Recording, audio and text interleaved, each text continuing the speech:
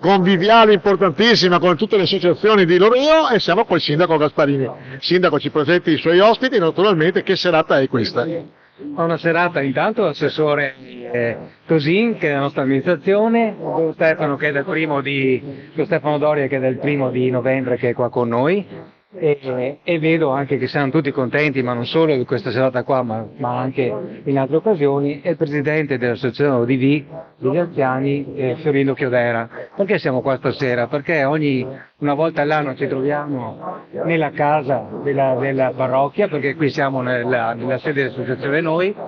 e è una serata conviviale che è fatta di stare insieme, che è fatta di raccontarci un po' quelli che sono i rapporti durante l'anno. Non l'abbiamo fatta a Natale, l'abbiamo fatta adesso, e quelli che sono un po' i rapporti durante l'anno fra amministrazione comunale, volontari che curano tutto quello che è l'aspetto del fabbisogno degli anziani e non solo, e la parrocchia, perché lavoriamo 4 mani anche con la parrocchia. È un modo per stare insieme, è un modo per gratificare lo stare in compagnia, perché questo gruppo qua di persone, insieme con il presidente che li rappresenta un po' tutti,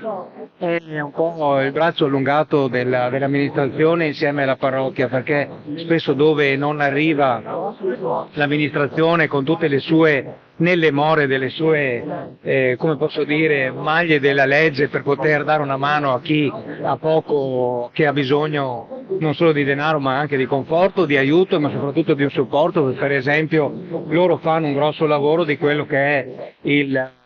trasportare da Loreo verso Rovigo, verso Portoviro, verso Adria, quelle che sono le visite quotidiane di salute per i nostri anziani e non solo, e anche un conforto sotto il punto di vista anche con il banco alimentare e quant'altro. Quindi è una serata di riconoscenza, se posso dire così, da parte dell'amministrazione della parrocchia verso chi fa volontariato, verso i nostri famiglie bisognose, famiglie che hanno bisogno, ma spesso sono anche famiglie sole, quindi il modo che loro, il lavoro che fanno e il modo che operano su questo fronte è assolutamente gratificante per le persone che danno aiuto, ma